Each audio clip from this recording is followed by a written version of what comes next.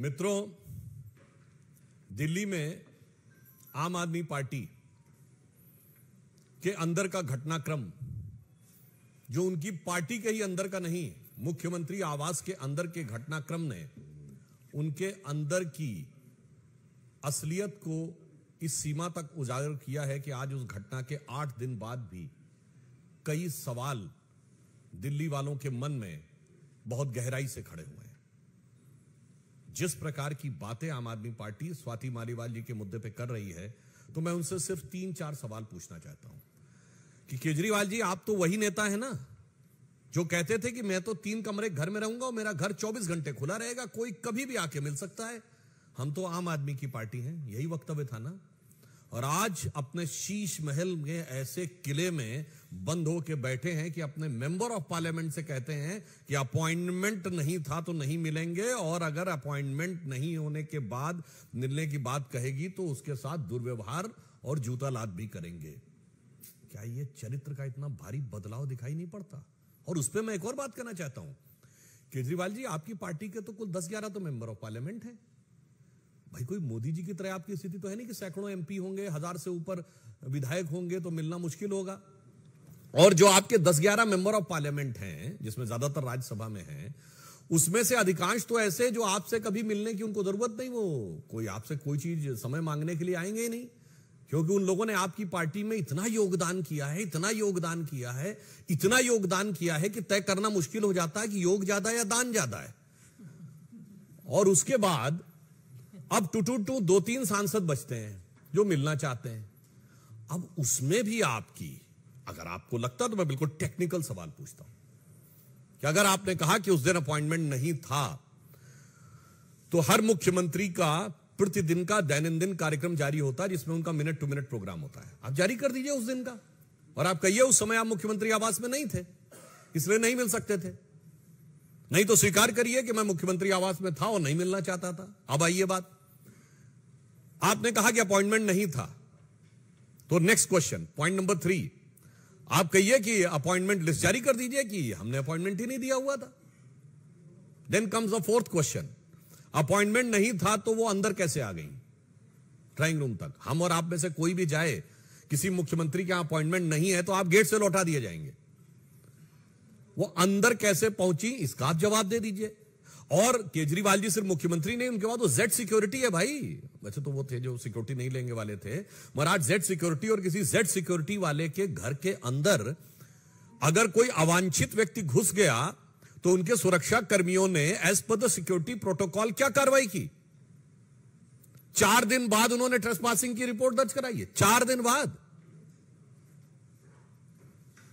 अब आइए साहब, उसमें नेक्स्ट 5th पॉइंट, विभव कुमार अंदर थे जो टेक्निकली आज की डेट में कुछ नहीं है, ना सरकारी पद पे है ना राजनीतिक पद पे है, और यदि वो मुख्यमंत्री आवास में थे तो क्या उनका अपॉइंटमेंट था? अपॉइंटमेंट लिस्ट में दिखाइए कि विभव कुमार का अपॉइंटमेंट था, मगर वो भी सामने नहीं आया। और फिर अगला प्रश्न उठता है कि अगर अपॉइंटमेंट नहीं था तो वो किस कैपेसिटी में थे? और इतना ही नहीं, वो अचानक घटना के बाद अदृश्य हो गए, और अदृश्य होने के बाद वो सीधे कहां दिखे कि मुस्कुराइए कि आप लखनऊ में हैं। उसके बाद वो फिर अंतर ध्यान हो गए, फिर वो मुख्यमंत्री आवास से बरामद हुए। अब यहां मैं एक और बात कहना चाहता हूं, एक गंभीर बात। आपकी पार्टी की एक महिला सांसद ने दुर्व्यवहार की लिखित शिकायत कराई है, और आपकी पार्टी के संसदीय दल के नेता संजय सिंह, मेरी बात को मार्क करिएगा, he is not a normal member of parliament. Rajya Sabha में आम आदमी पार्टी संसदीय दल के नेता हैं संजय सिंह, जिन्होंने आम आदमी पार्टी की ऑफिशियल प्रेस कॉन्फ्रेंस में कहा कि दुर्व्यवहार हुआ है। तो मैं टेक्निकली एक और बात कहूं कि टेक्निकली वो केजरीवाल जी के समकक्ष हैं, क्योंकि वो संसदीय दल के नेता हैं।